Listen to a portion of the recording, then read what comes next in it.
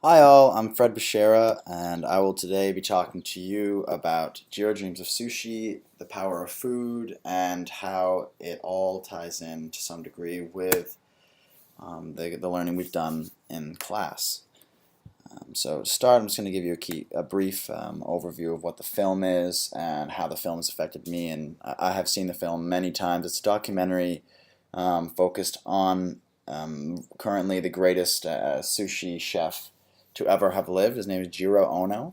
He, at the time of the film in 2011, he was 85. He's now 91, and he left his home at an extraordinarily young age, and from then on, he decided that sushi was going to be his occupation and his craft and trade. And from that point on, he has dedicated every waking, and as it says in the movie, he goes on to say he even dreams about sushi, as the title of the film says.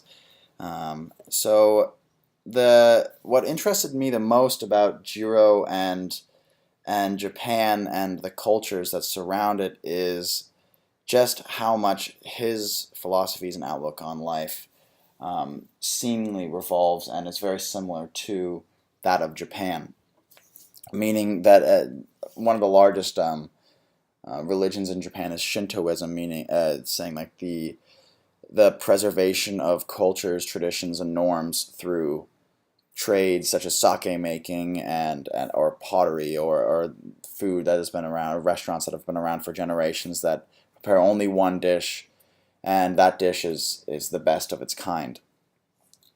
So understanding, going to look at the his philosophies, it's very interesting to me just how similar they are to Japan, and it affected my outlook on food in Japan and Japanese culture as a whole. Um, so moving on to the next slide. Um, while Jiro may not be the norm, um, I'd say he's a rather extreme example of the practicing Shintoism and what goes on in traditional Japanese society. He may be an extreme example, but he's someone who embodies the true form of what Japanese nationalism and traditional norms are, dedicating every waking minute of his life to the pursuit of making the perfect sushi, the perfect meal, dedicating hours and hours to rice and making the egg and picking out the perfect fish is fascinating to me, and I believe it differs extraordinarily from what we have here in the U.S. From food that is very individualistic. It's very fast. It's very quick, and more or not, a lot of times restaurants open up just to make a profit rather than actually the art of food and making the best possible food. His restaurant actually only has 10 seats. It's a three Michelin star restaurant, which is one of the most accredited rating systems for restaurants in the world. And as a result of this, I mean, the meal may be expensive, but it doesn't seem that he's doing it for the money, just in pursuit of perfection. Even though no one may know what that perfection is exactly.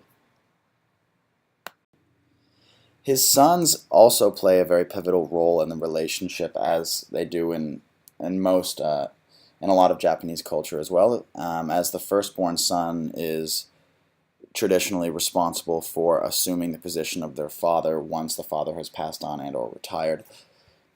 His eldest son is one of the most masterful sushi chefs in the world as well, but the pressure that lies on his shoulders is an immense one.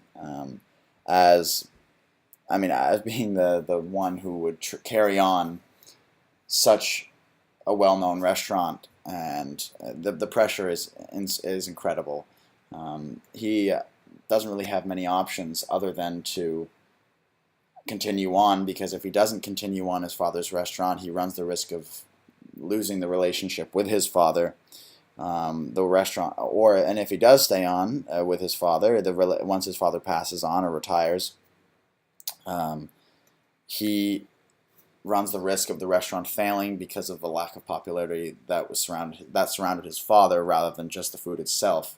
And that's one that I can relate to somewhat, as my family owns a restaurant in Montpelier here, and coming back to work for the summer for the first time in a few years, it is significant pressure, as a lot of people have certain expectations for you to carry on the legacy of your family, even though you may not be wanting that. And that is something that I hold very close to my heart, as I don't necessarily want to come home and just continue on something that I didn't necessarily have any part in creating, even though it's an amazing opportunity for myself. Looking even at European countries, and the cultures and norms and traditions that surround food, there it's not as difficult to leave a place when there is a familial obligation there. So I don't believe that if your father were to run a 3 Michelin star restaurant, you'd be required to stay just because tradition and culture asks for it. It seems that those sort of rigid structures of a society have kind of eroded to some degree in a lot of other places in the world, but for some reason in Japan they have persisted, as they have such a deep set sense of nationalism and national pride and honor that is surrounded with that nationalism, that is all kind of synonymous with Jiro's idea of what food and culture should be. Alright, on to the next slide now. And going back through the list of resources that have been provided to read, I thought that, well, not exactly, like, Jiro isn't necessarily religious openly in any way. Like his food, the food that he eats doesn't have any dietary restrictions due to his religion, or his religion rather doesn't have force him to have any kind of dietary restrictions. But the he has an extraordinarily spiritual way about him and his preparation of food, and his food and the preparation of that food is almost religious, if not extraordinarily deeply spiritual, which when you look at Islam and halal food and Jewish culture and religion and kosher foods, it's very, very similar to see just how much food is prevalent in a spiritual society and a spiritual culture, and especially one that Jiro kind of continues. So the last slide, it's a quote from Jiro that he says in the film, and one that I think kind of embodies who Jiro is as a person, as a chef, and almost in a way a bit of a philosopher as well, because he's very introspective about what he has to say. So I'll read it quickly. I do the same thing over and over, improving bit by bit. There is always a yearning to achieve more. I'll continue to climb, trying to reach the top, but no one knows where the top is. And as I talked about it before, it's just this relentless pursuit of perfection, knowing that you never you will never achieve that perfection, is something that's admirable, and something that I hope to kind of embody someday. So, and the final slide is just my sources here. Real quick, it's been a pleasure interacting with all of you guys online. So thank you very much for a good short few weeks, and stay in touch. Thanks.